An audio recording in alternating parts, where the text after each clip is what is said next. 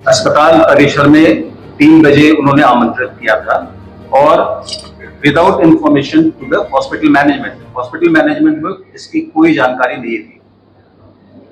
लगभग 3 बजे, सवा 3 बजे के लगभग हम लोगों ने देखा कि तकरीबन 25-30 लोगों के साथ संपूर्ण संकट मोचन फाउंडेशन की अमीषा प्रसाद ने करीब 25-30 लोगों को लेकर अस्पताल के प्रांगण के बाहर वो एकत्रित हो गई और हंगामे की शक्ल में वो सारे लोग नजर आने लगे।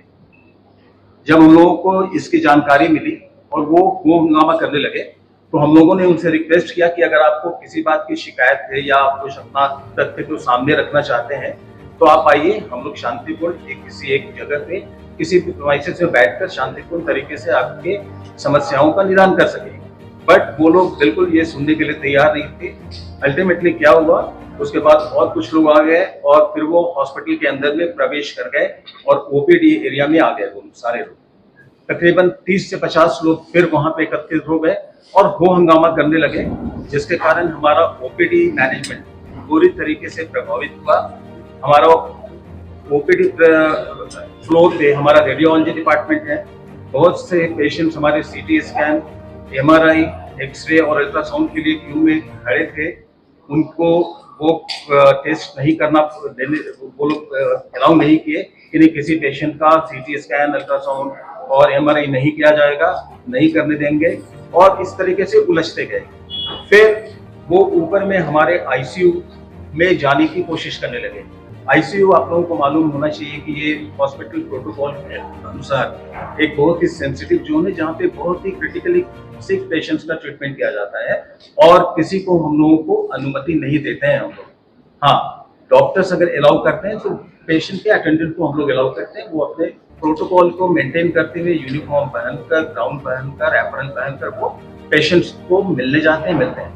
बट ये 30-50 लोग, सारे लोग एक साथ हमारे लिफ्ट के पास खड़े हो गए, हंगामा करने लगे और ऐसा करने लगे जैसे हमारे स्टाफ, हमारे गार्ड, हमारे जितने भी वहां पे स्टाफ थे, सबसे हाथापाई करने वाली नौबत में आ गया। ऐसे अवस्था को देख के हमारे स्टाफ लोग भी उनसे उलझे, उनको कोशिश की कि उनको रोका जाए, बट वो बिल्कुल सुनने की स्थिति में नहीं थे। अल्टीमेटली हम लोगों ने धक्का मुक्की कर उनको बाहर किया कि यहाँ पे ये हॉस्पिटल है, हॉस्पिटल की गरिमा को जरूर से मेंटेन करना चाहिए। आपको फिर से उनको बोला गया कि आपको जो भी बातें करनी है आप बाहर आइए, एक जगह पर बैठ के हम लोग शांतिपूर्ण तरीके से बात कर आपकी प्रॉब्लम का समाधान करेंगे। बट वो किसी तरह भी उसके लिए एग्री नहीं कर रहे थे।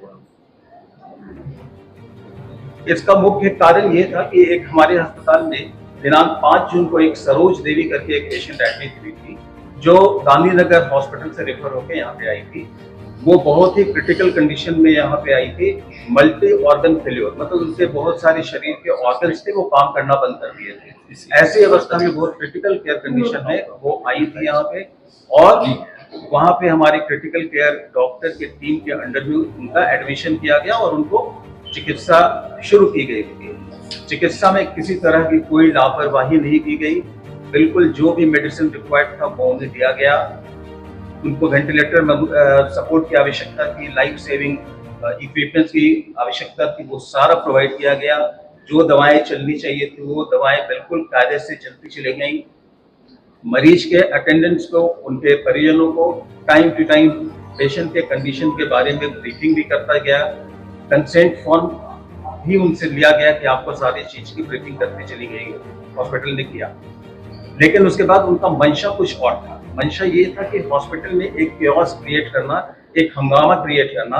और ये जो अमीषा प्रसाद हैं, संपूर्ण संकट मोचन फाउंडेशन की, वो पता नहीं किसी से अपने को क्या प्रोजेक्ट करना चाह रही थी। वो अपने को लगा था एक नेता के रूप में वो इस्टेब्लिश करना चाह रही थी कि हम बहुत बड़े इनके वेल विशर हैं। जबकि फिर एक क्वेश्चन ये हुआ कि हॉस्पिटल ने 12 लाख का बिल ठोक दिया। अरे भाई, 12 लाख का बिल हम लोग क्यों ठोकेंगे? जब जिस दिन हॉस्पिटल से पेशेंट को डिस्चार्ज किया गया उस दिन तक उनकी बिल की टोटल बिल था वो 8.5 लाख रुपए का था। दूसरी बात, इस पेशेंट का ट्रीटमेंट यहाँ पे बिल्कुल कैशलेस किया गया। एक नया पैसा हॉस्पिटल पेशेंट के अटेंडेंट से नहीं लिया, क्योंकि कैशलेस ट्रीटमेंट था।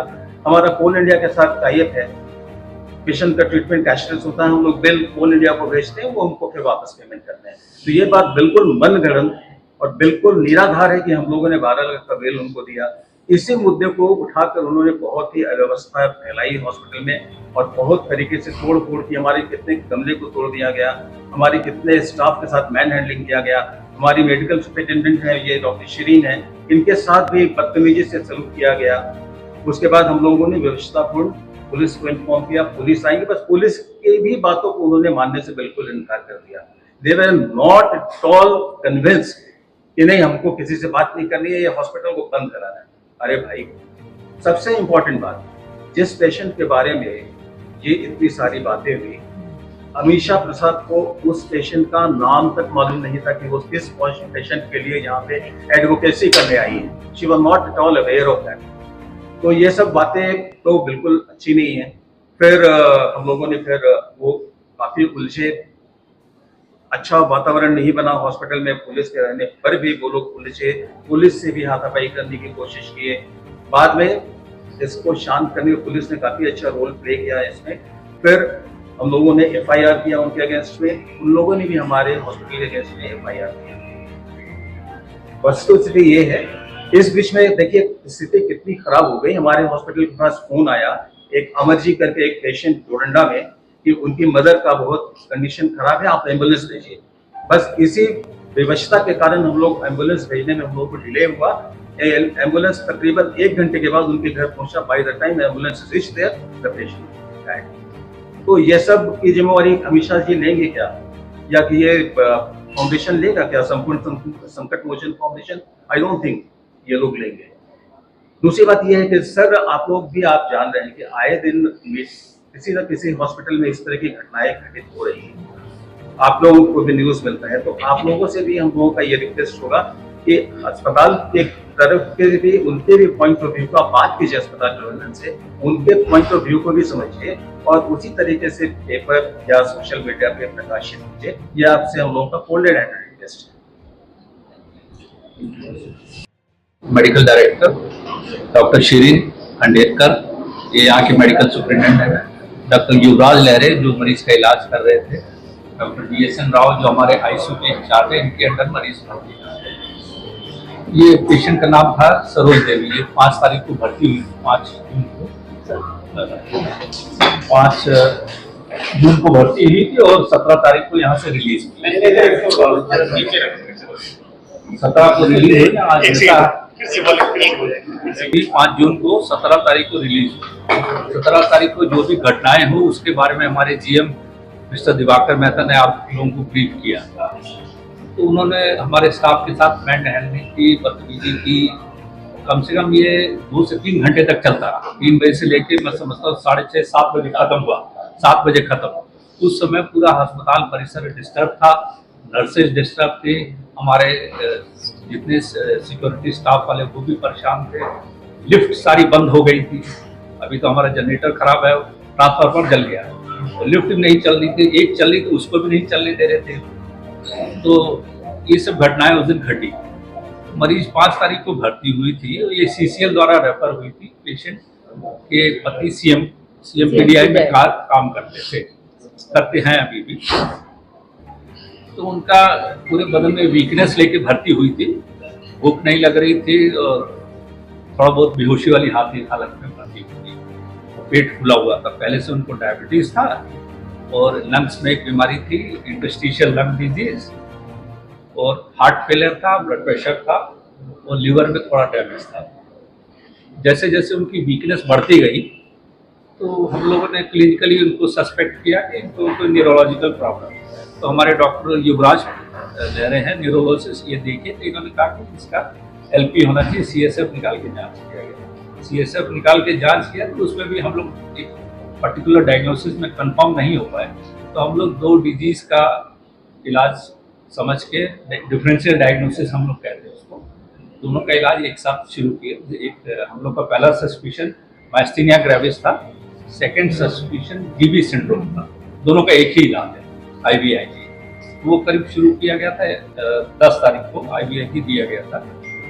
11 तारीख से उनकी कंडीशन डिटोरेट करने लगी और ज़्यादा बेहोशी वाली हालत रही, ब्रीदिंग में ट्रबल आ गई, तो लास्टली उनको वेंटिलेटर की जरूरत पड़ी, इंट्यूबेट करके वेंटिलेटर पर रखा गया।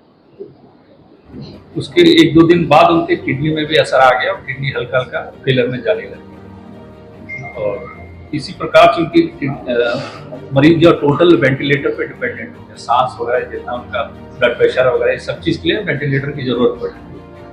लास्टली जो घटना 17 तारीख को हुई उस समय पेशेंट वेंटिलेटर पे ही था और जैसा उनको मरीज को जो भी बिल की प्रॉब्लम थी उनको एक एस्टिमेट भी दिया गया था कि आप अपने ऑफिस में जमा करिए, जो अस्पताल से तो करेंगे, लेकिन वो उसके लिए तैयार नहीं थे। तो जैसा वो लोग कहते थे कि हम लोग वहाँ नहीं गए, पता नहीं हम लोग को समझ नहीं आया क्यों नहीं गए।